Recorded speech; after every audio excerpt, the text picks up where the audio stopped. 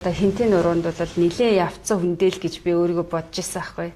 Тэгсэн чи яг минж рүү явж байгаа тэр цаг үе болохоор нөгөө ковидын дараа байсан. Тэгээд яг нэг хөл хорионоос гараад бүгдээрээ шууд онгоцонд суугаал. Тэгэл явсан. Тэгээд нөгөө нэг хинтийн уруунд чи бид нар дандаа л машинаар яваад байсан болохоос биш. Ерөөсөө онгоцоор нөгөө дээрээс нь харж үзээгүй. Дээрээс нь харчаад надад бол амар тийм нэг юу гэж бодсон. Юу вэ энэ ч хинтийн уруу чи ийм амар өргөө удам нутаг. Юу вэ би чи ерөөсөө очиж үзээгүй зөндөө газар байгаа мэн. Юу энэ ч болохгүй юм байна гэх нөгөө нэг хинтийн уруу гэл хинтийн уруугаар нь л төсөөлцөн байсан чи үгүй тэр чээс амар өргөө удам. Би ерөөсөө огт очиж үзээгүй зөндөө газрууд байгаа мэн. Тэгэхээр зэрэг энэ болгонд одоо аль болохоор хурч очиж ажиллах хэрэгтэй юм байна л гэсэн тийм сэтэл төрсөн. Тийм инжид очиод очисон чинь надад хамгийн анхны сэтгэл нь болохоор зэрэг юу ч байхгүй, хин ч байхгүй газар л ирлээ гэ тэ. За одоо очисон юм чаас нэрэ баг энд чинь бараг л худалчинд нөгөө зохион байгуулалттайгаар явж байгаа анхны групп байхгүй бид нар чинь бол.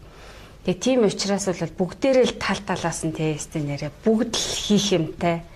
Өстой цаг завгүй ажилласан. Тэгтээ бол үнэхэр гоё яасан. Тэр яасан гэхээр зэрэг сууж байгаа газар болгоноос л шивжээ цуглуулах сонирхолтой байсан. Тийм болохоор зэрэг маш олон янз бүрийн аргууд, терапиутыг тавьж байгаа, урхуудыг тавьж байгаа шивжүүдээ цуглуулж авсан. Тэр судалгаагаар болохоор зэрэг урд нь бол 20 нуга дээр Герман Монголын хамтарсан экспедиц очиод судалгаа хийж байхдаа 2013 онд хэвлүүлсэн бүтээлээр бол 92 зүйлийг бүртгэсэн байл. Тэгээ миний тэр судалгаагаар ганцхан минжид очиод цуглуулсан цуглуулгаар болохоор би 144 зүйлийн шивжийг цуглуулж ирсэн.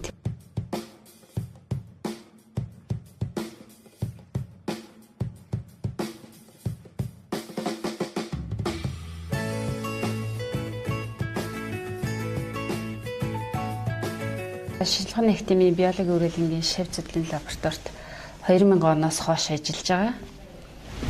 Хан хинтийн дархан цааздах газар та бол бараг ажиллаж орсон цагаас ахуулаад яг судалгаа хийдэг газар нутгийн маань нэг хэсэг болсон. Монгол орны ойн санд ялангуяа хинтийн нуруунд бол 5 зүйлийн зөнгөлөх хөнөлт ирвэхээ бол ойн санд бол нөлөөлж байгаа. Энэ болохоор зэрэг Сибирийн хүр ирвэхээ, өрөөсгөл хүр ирвэхээ, Яаковсны төөлөрч ирвэхээ. Мөн дахиад юу ах вэ гэхээр зэрэг бургасны хүр ирвэхээ гэж байгаа. Манай нөгөө онон гол, ерөө гол гэдэг энэ голын сав дагуу нутгуудаар бол маш их хөнөөл учруулдаг. Мөн дээрээс нэг л бирээс үлд ирвэхээ гэдэг ингээд 5 зүйл ирвэхээ байгаа. Тэгэнгүүт энэ 5 зүйлийн ирвэхээ маань оширдаг мэдээж юутай зөв тогтолтой тодорхой хэмжээний давтамжтайгаар гэсэн үг. Таныг тэр харж ах үеэс хойш бол нэлээд хэдэн удаагийн давтамжтайгаар бол Монгол оронд хөнөөл учруулж байгаа, хит оширж байгаа. 3 дугаар болохоор зэрэг яг энэ дэлхий өөрчлөгдөд байгаатай холбоотойгоор зөндөө олон юмуд болж байгаа. Одоо яг олон улсад бол одоо зүгийг ярьчингууд яг шууд санаанд орж иж байна л да. Яаж байгаа вэ гэхээр зэрэг одоо хэдэн жилийн дараагаас бол хөдөө аж ахуйн салбар уналтанд ороход маш ярхан байна гэж байгаа байхгүй. Яагаад тэгэхээр зэрэг тоос уртыг шивжүүдийн тав толгой эрс буурсан. Энэ бол амар том одоо юу гэж хэлхий сенсац мэдээ болол одоо таарч байгаа. Хүчтэй импакт үзүүлж шүү дээ. Тэгээд яаж байгаа юм гэхээр зэрэг шивж гэдэг нь гингүүт хүмүүс нэг тийм нэг хүчтэйгээр хүлээж авдаг байхгүй. Тэнгүүл та одоо удахгүй гурилгүй болох гэж штэ гэд ингээ хэлчихвэл юу яхаар би гурилгүй болох гэдэг. Гурилын шин одоо нөгөө гол тоос үртэйгээд байгаа антид чинь шивж штэ.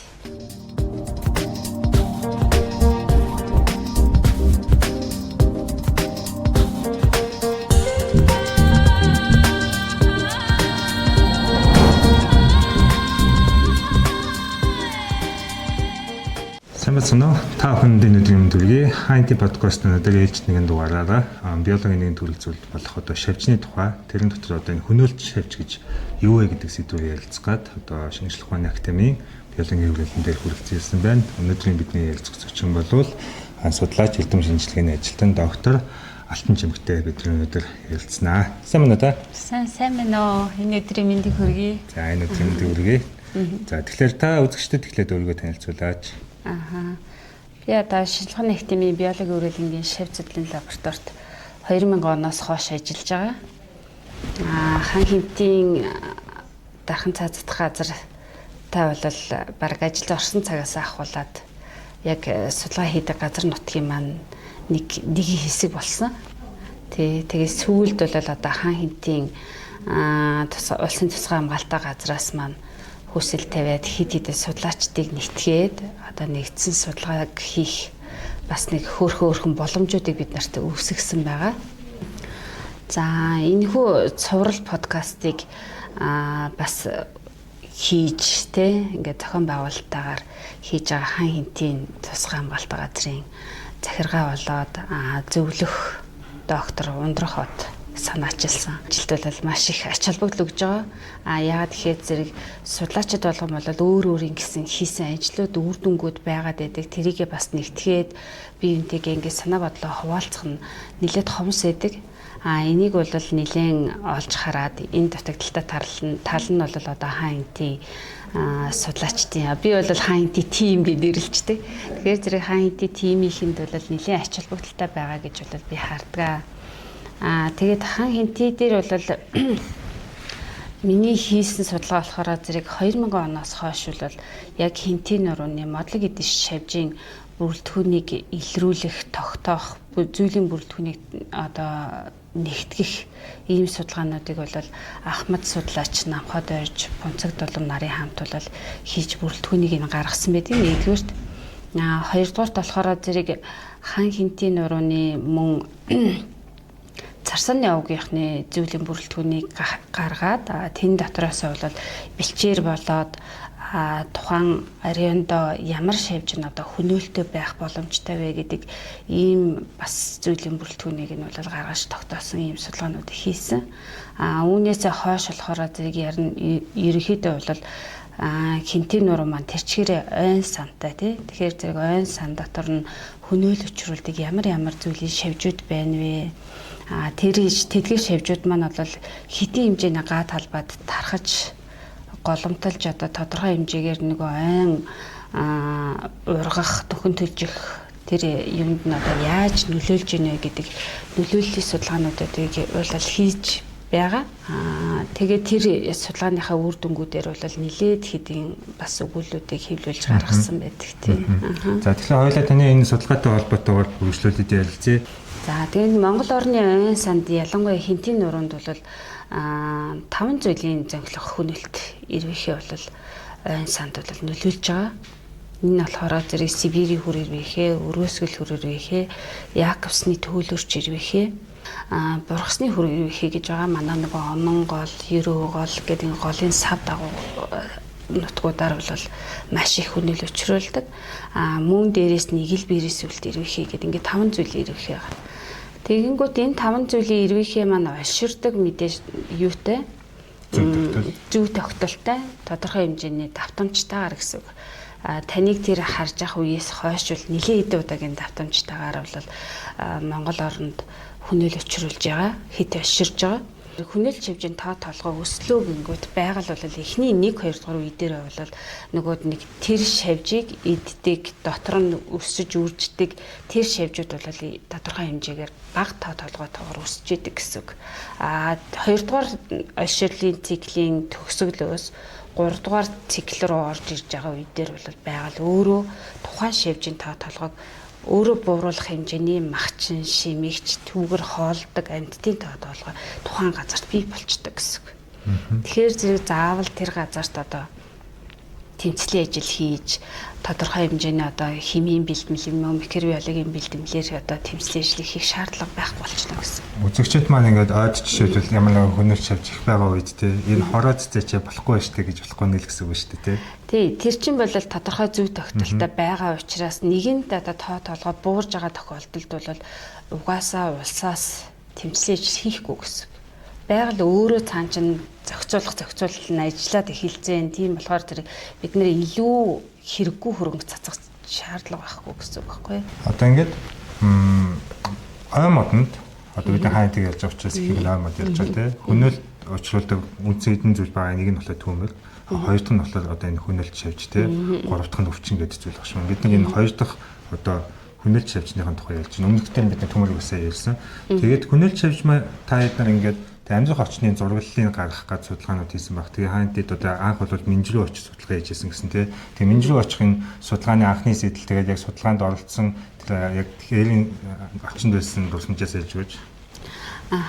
Яг үнэндээ бол нөгөө нэг бид нар Минжрүү явсан судалгаа бол бас нэг талаар би ч одоо тэр чинь 2020 он гэдэг чинь бол бас л нэлээд хэдэн жилийн судалгаа хийцэн байгаа шүү дээ. Тэгээ би одоо хинтийн уруунд бол нэлээд явцсан хүндэл гэж би өөрийгөө бодож ирсэн байхгүй. Тэгсэн чи яг Минжрүү явж байгаа тэр цаг үе болохоор нөгөө ковидын дараа байсан. Тэгээд яг нэг хөл хорионоос гараад бүгдээрээ шууд онгоцонд суугаал. Тэгэл явсан. Тэгээд нөгөө нэг хинтийн уруунд чи бид нар дандаа л машинаар яваад байсан болохоос биш. Ерөөсөө онгоцоор нөгөө дээрээс нь харж үзээгүй. Дээрээс нь харчаад надад бол амар тийм нэг юу гэж бодсон. Юу вэ энэ ч гэсэн хинтийн уруу чи ийм амар өргөө удам нутаг. Юу вэ би ч ерөөсөө очиж үзээгүй зөндөө газар байгаа мэн. Юу энэ ч гэсэн болохгүй мэн гэх нөгөө нэг хинтийн уруу гэл хинтийн уруугаар нь л төсөөлцөн байсан чи үгүй тэр чээс амар өргөө удам. Би ерөөсөө огт очиж үзээгүй зөндөө газрууд байгаа мэн. Тэгэхээр зэрэг энэ болгонд одоо аль болохоор хурч очиж ажиллах хэрэгтэй юм байна л гэсэн тийм сэтэл төрсөн. Тэгээ Минжид очисон чинь надад хамгийн анхны сэтгэл нь болохоор зэрэг юу ч байхгүй, хин ч байхгүй газар л ирлээ гэ тэ. За одоо очисон юм чаас нэрэ баг энд чинь бараг л худалчинд нөгөө зохион байгуулалттайгаар явж байгаа анхны групп байхгүй бид нар чинь бол. Тэгээ тийм учраас бол бүгдээрээ л тал талаас нь тесттэй нэрэ бүгд л хийх юмтай. Өстө цаг завгүй ажилласан. Тэгтээ бол үнэхэр гоё яасан. Тэр яасан гэхээр зэрэг сууж байгаа газар болгоноос л шивжээ цуглуулах сонирхолтой байсан. Тийм болохоор зэрэг маш олон янз бүрийн аргууд, терапиудыг тавьж байгаа, урхуудыг тавьж байгаа шивжүүдээ цуглуулж авсан. Тэр судалгаагаар болохоор зэрэг урд нь бол 20 нууг дээр Герман Монголын хамтарсан экспедиц очиод судалгаа хийж байхдаа 2013 онд хэвлүүлсэн бүтээлээр бол 92 зүйлийг бүртгэсэн байл. Тэгээ миний тэр судалгаагаар ганцхан Минжид очиод цуглуулсан цуглуулгаар болохоор би 144 зүйлийн шавьжийг цуглуулж ирсэн. Хинтийн уруунд бол нөгөө хуучин байсан 5 зүйл шавьжаас гадна нь бол яасан гэхээр зэрэг сүүлийн одоо нэг 3-4 жилийн хугацаанд бол маш олон юу ой санд нэмэлтээр орж иж байгаа хүнээч шавьжууд бүртгэгдсэн. Энд болохоор зэрэг шинсэн дээр болохоор шинсэн механик урч ялаа гэдэг нэг юу үсгдэг ийм гал үсгдэг тийм шавж гараад ирсэн. Тэр болохоор зэрэг яадын гэхээр зэрэг шинсний нахаа яг задрах гэж байгаа тэр процесс нь юу ночдөг. Өндгөө шахацдаг. Өндгөө нь болохоор зэрэг тэр нөгөө нэг шинсний нахааг ингээд задрах хугацаанд нь задарч чадахгүй болгож ногоон масыг байхгүй болгочтой. Тийм нэг аюултай юм болж байгаа. Энэ одоо хинтийн урууны яг зүүн талын хэдэн сумуудын бол нийтэн сангаар бол тархсан. Тэр бол нэлээд хүнд аюул болж байгаа гэж бол харж байгаа. Яагаад тэгэхээр зэрэг ногоон мас ерөөсөө гарч иж чадахгүйгээр шууд одоо мод хатах аюулд орж байгаа. Тийм нэг аюул юм. Хүүгийн таслан гэдэг шиг л. Тий яг үнэ. Яг нөгөөд нэг шилмэс задрах гад ингээд ногоорох гол эренгүүт л задлахгүй байгаа гэсэн үг. Тэгэнгүүт гаднаас нь харчаад хүмүүс яах юм гэхээр нөгөөд нэг хероо цогч тий хавар эрт хит нөгөө хүүтэрснээс болоод эрт хүүтэрснээс болоод нугарч чадсангүй гэдэг ийм шалтгаан хилээд ингээд яваад өгчдөг. Гэвч яг үндэс суурь нь болохоор зэрэг нөгөөх нь тийм гал үүссэн. Тэр гал үүссэн тохиолдолд яах юм бэ? 1 жилийн хугацаанд ногоон мас байхгүй байвал тэр мод шууд хаталтанд ороод эхэлчихнэ гэсэн үг. Хаталтанд ороод ирэнгүүт дараагийн 2 дахь чүнэл шивжүүд модлог идрүү ороод ирсэн тохиолдолд модыг аврах боломж байхгүй болно. Давхар цохилт гэдэг шүү дээ. Давхар цохилт тий. Тэгээд нэг тийм аюул бол одоо хинтийн нуруунд нэг шивжин тийм нэг шивжин. Нөгөө нэг нь болохоор нарсан ой. Манай хинтийн нуруучин бол нарс хууш гацуур гэдэг ингээд нөгөө мөнх ногоон сан болоод манай хинтийн нуруун дээр гол цөм байдаг штэ. Тэгэнгүүт одоо яаж юм бэ гэхээр нарсан санд маань болохоор зэрэг нарсны бизнес үлт гэдэг калитер айбетс гэдэг латин нэр нь бол тэр шавж бол одоо маш их хүнэл өчрүүлж байна. Сүүлийн 2 жилд бол өстой эрчимтэйгээр манай нэг Сэлэнгэ аймгийн зүүн бүрэнгийн нэг байгаль хамгаалагч эдгийн нэмд орч гээд ах. За энэ нэстэ бүтэхгүй түүмрээс ил вэ шүү гэж тэгжсэн. Тэгэхээр зэрэг маш богино хугацаанд их талбайг хамарсан тийм нүүдэлтэйгээр шийдэл хөдөлгөөн нь маш хурдан тархалтайгаар бол тарж байгаа. Тэгэхээр бид нар одоо ямар хариу аргамж явах вэ? Бидний хувьд болохоор зэрэг сая эхний жилд нь бол энэ ямар зүйлийн шавж вэ гэж ингэж гайхсаар агаад яг үндэ бол өнгөрсөн. Гэтэ бол хамгийн анхны юуг нь бол дээжиг нь бол 2023 онд Хинтэн аймгийн тэр чи аль сувнд орд юм лөө? Баян адрахт ордог лөө. Дуурлаг нарс гэдэг чинь Баян адрах тий. Дуурлаг нарсанд бол бид нэр өөр судалгаагаар явж байгаад бол тэндээс яг эрвэхийг нь бол маш ихээр ингэж шөнийн гэрэлт нэг шавж барьж сууж байгаад барьсан.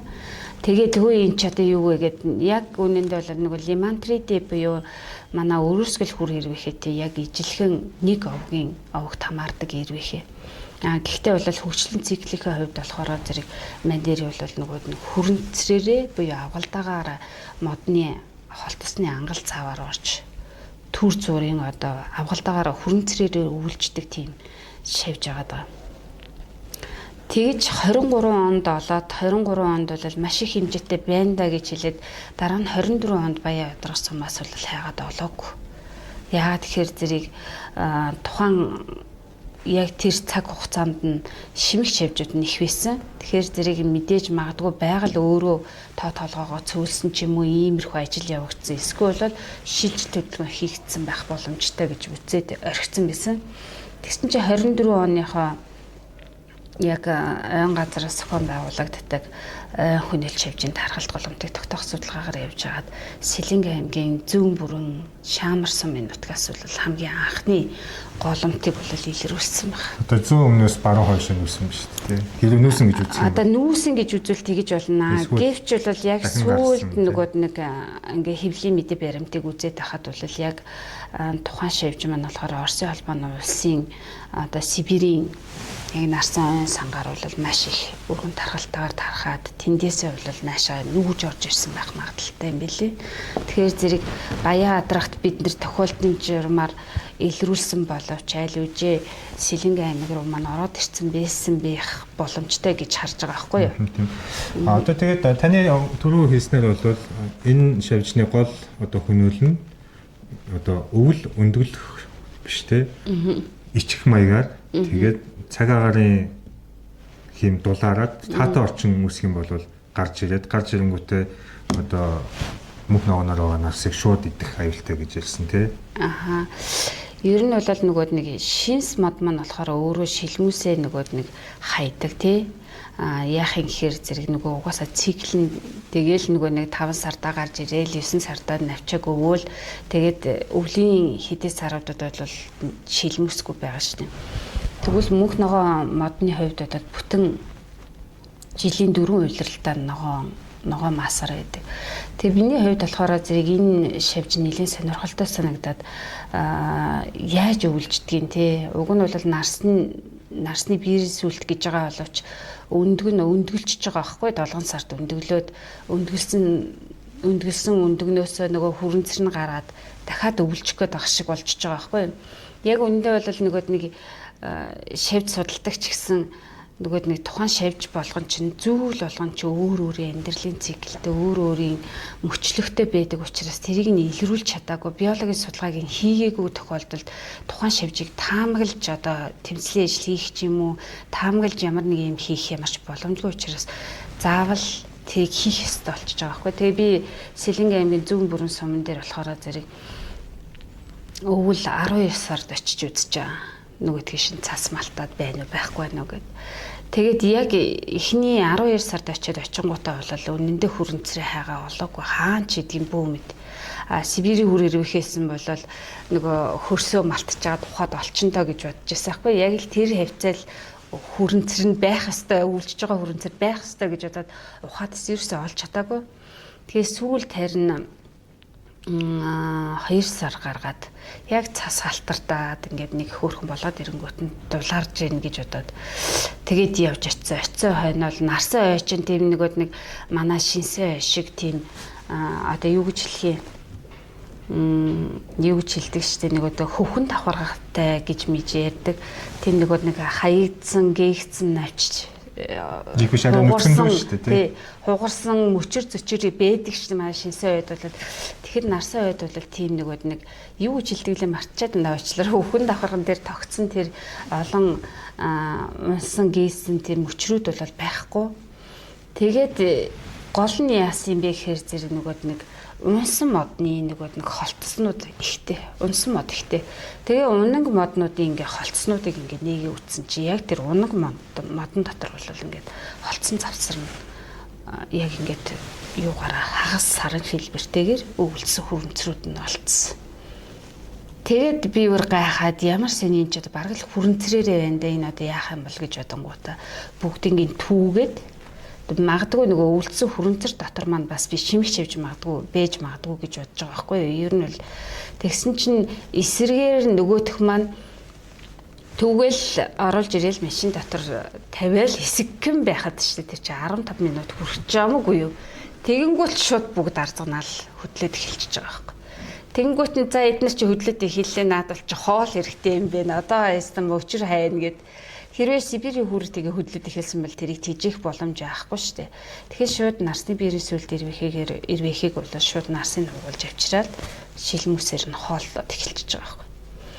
Тэгэнгүүт би шууд бодсон нэг юм нь болохоор за тэгвэл одоо эн чинь биологийн хөгжлийн циклийн би одоо ингээд бол илрүүлэх боломж байна те. Хэдийн хугацаанд одоо дараагийн гуйжилт бол яа гэдэг гэсэн ийм сонирхолтой юмнуудыг хийх сэдэлтэрүүд хийж эхэлсэн л дээ. Лабораторид авчираад бойжуулаад хэдийн хугацаанд одоо дараагийн гуйжилт болж ийн гэх мэтчлэнгээр яваад хооллох идэвх нь бол тэр дээрээ бол идэвхтэй байгаагүй. Тэгээд нэлээд тасалгааны температуртаа дасан зохицоод лабораторийн нөхцөлд бас дасаад тэгээд эрэнгүүт хооллох идэвх нь аажимдаа ингээд сэргээд тэгээд нөгөө би яаж тэр хаасан зүүн бэрэнгээс нарс түүхөвдөө тэгээд хүрээлэнгийнхээ гадаа ургаж байгаа нарс модыг хотын утаандаас сайхан угааж агаад тэгээд нөгөөтгөрөө тижэж эхэлсэн. Лабораторийн нөхцөл бол шууд тижэгдээд шууд яваад өгчөж байгаа гэсэн. Тэгээд би яг байгаль дээрх хүүхэлдээлт хийзээ болж ийн лабораторид хэдийд одоо хүүхэлдэйлэх хөгжлийн циклдээ орж ийн гэсэн ийм юмнуудыг бол бас илрүүлж гаргаж ирсэн. Тэгээд нарсны биерийн сүлд ирвэхийг судалж яхад бол маш сонирхолтой байсан. Тэгээд би ямарсандаа гол нь одоо энэ хинтийн нуруунд үүсэж байгаа энэ нь бол нэлээд одоо аюултай ах магадaltaй ч яг ер нь бол аюултай. Яагаад гэхээр зэрэг нодлон 24 онд зөвхөн Сэлэнгийн аймгийн зүүн бүрэн Шаамар гингүүтээ намар нь олонгоо шууд Алтан булаг руу ороод ирсэн ч гэдэм юм. Тэгсэн чинь энэ жилийн судалгаагаар болохоор зэрэг урагшлаад одоо Төв аймгийн Жаргалан цум руу ороод ирсэн. Тэгэхээр зэрэг Монгол орны хэмжээний нарсан ойн санд бас аюул нь үргэлж шүү гэсэн ийм юмыг бол гаргаж ойн газарт ярьж өгч байгаа. Тэгэнгүүтээ энэнийг яаж хамгаалах боломжтой вэ гэдгийг бас гаргах хэрэгтэй болсон. Тэмцлийн ажил хийн гэсэн юмыг бол мэдээж цаанаасаа тавьж байгаа. Тэгэхээр зэрэг тэмцлийн ажлыг яаж хийх вэ гэсэн ийм юмыг бас бид нар зөвлөмж маягаар гаргах шаардлагатай болсон. Тэгэнгүүт манайхаас биологи хүрээлэн шүү дээ. Манай хүрээлэнгийн микробиологийн лабораторийн болохоор Сибирийн хүр ирвэхээтэй бациллус төрөнгийн цэсийн одоо бэлэмлийг гаргаж ирээд тэмцлийн ажлыг хийж байгаа. Тэгээд нөгөө багийнхандаа одоо энэ шавжийг одоо тоо толгойг нь бууруулах боломжийн нөгөө битгээр хийх үү яах вэ гэд. Тэгээд нөгөө хэд маань болохоор нэлээд хэдэн янзын штаммуудыг туршиж үзээд манай энэ яг штамм бол яг энэ дээр ингээ ажиллаж байна гэсэн юм гаргаж ирсэн. Тэгээд энэ зөвлөмжөө бол ойн газарт өгөөд энэ жилээс бол яг нарсны биерийн сүлд ирвэхний тоо толгой тархалтын талбайг хумих тэмцлийн ажлуудыг бол хийж эхэлсэн байна. За тэгэхээр одоо ингээд саяны битүүрээ ярьж байгаа энэ шавьчны амьдрах орчныг юу яаж зөргөлөх боломжтой юм бэ те? Та ингээд хэлж шүү дээ. одоо машин дотор 15 минутын хугацаанд л нөгөөдөлч итгэвчиж ингээд тий. Тэгээд мөн лабораторийн орчинд бол тэжээглээ бас нөгөө үр дүн гарч ингээд. Тэгэхээр энэ тоонууд өгөгдлүүдийг тий хэрхэн одоо ийм цааш нь зургуулах боломжтой байдаг вэ? Яаж хийдэг вэ? Та сая хэллээ шүү дээ ингээд одоо хавар гаднаас машинаа оруулж ирээд 15 минутын дотор ерөнхийдөө гисэд итгэвчиж эхэлсэн. Тэжээлөхлөөр одоо итгэвчиж эхэлсэн гэсэн тийм. Мөн лабораторид үзүүлэхээр өөр үр дүнтэй яриа идэвхтэй байсан баг. Тэгээд ерөнхийдөө энэ гаргаж авч байгаа дүн шинжилгээгээ цааш нь ингээд ирээдүйдээр ингээд таймлайн гүйлгээд үзээд ийм болох юм бэ? Тийм хугацаанд тийм байдлаар ингэж нөлөөлөх юм бэ гэх тэр хамгуудыг ер нь ямар арга замаар гаргаж авдаг юм бэ? Хэрвээ тухайн шавжийн одоо хэд оширлын одоо бүр нэг ирээдүйн төлөв байдал тэрийг загварчлах болох юм бол бид нэр тодорхой хэмжээгээр янз бүрийн програмуудыг ашигладаг. Хамгийн ойрхны програм нь бол Maxent энэ. Тэрүүгээр бол яах юм гэхээр би 19 гэдэг нэг 19 үзүүлэлтээрээ оруулж үзээд энэ 19 үзүүлэлтүүдийн аль нь илүү одоо ингээд нөлөөлөл үзүүлж байгаа вэ гэдгийг ингэж тодорхойлж гаргаж ирж байгаа. Бидний хийсэн нэг судалгаа болохоор Сибирийн хүр ирвэхэн дээр бол яг ийм судалгаа хийгээд ирээдүйд чиг хаална хандлага болоод тэгээд нөлөөлж байгаа одоо яг шалтгаан нь юу вэ гэдгийг ингээ гаргаж ирэхэд агарын чиг, температур яг нөгөө жилийн дундаж одоо температур өсөлт зэрэг нөгөө л тэхэн дотор л тий. Тэр үзүүлэлтүүд бол хамгийн их нөлөөлж байгаа нөлөөлөлтөй гарч ирсэн. Үүнээс гадна бол яаж аа гэхээр зэрэг тэр оширлын зөв тогтолцоог илрүүлэхийн тулд бол бид нар Өвөр Монголын багш их сургуулийн газар зүйн сургуулийнхантай хамтарч ажиллаж байгаа. Тэднийхэн болохоор зайнаас тандаа судалгааг бол нэлээд хөрхөн эрчимтэй хөгжүүлээд эхэлсэн. Тэгээ хинтийн нурууны одоо бэндэр суман дээр бол бид нар яг усны төвлөрч ирвэхэн дээр энэ судалгаа хийгээд одоо хэдэн оноос хойш 16 онд дархангаад эхлээд 17 оноос хойш одоо энэ судалгааг хийж байгаа гэсэн үг. Жил болгон тухайн газартаа очиод тогтмол хэдийгээр усны төвлөрч ирвэхээ 17 онд амар хөнөөл учруулж исэн боловч одоогоор бол бас тэнд бууралтын шатанд орсон.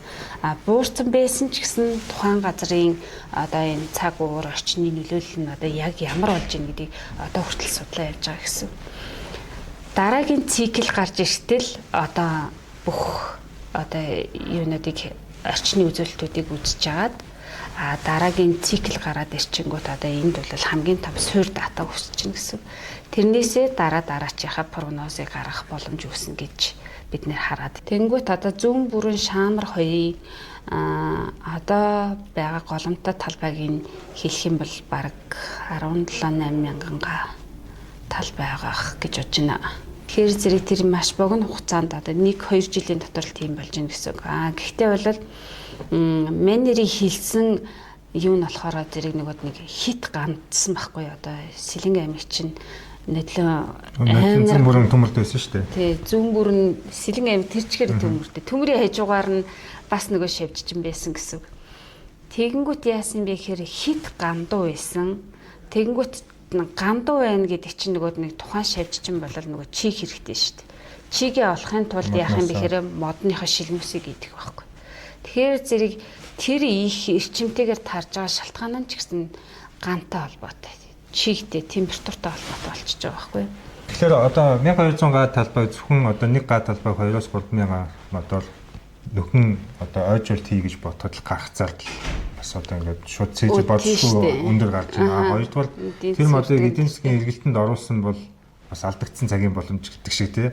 Хэдийгээр бид нэг тэгж огтлоод эргэлтэнд оруулахгүй ч гэсэн яг байгальтаар бол actually байхгүй болж байна гэсэн үг шүү дээ тий. Тэгэхээр нөгөө хүмүүс нөгөө яг ийм магадлал ярих, тооцоол гаргах, шинжилгээ ухааны судалгаа хийх ч гэдэг юм уу тий. Ингээд удаан хугацаанд 3, 4, 5, 6 жилийн дараа дэвшүүлсэн саналаа ингээд эцсэн.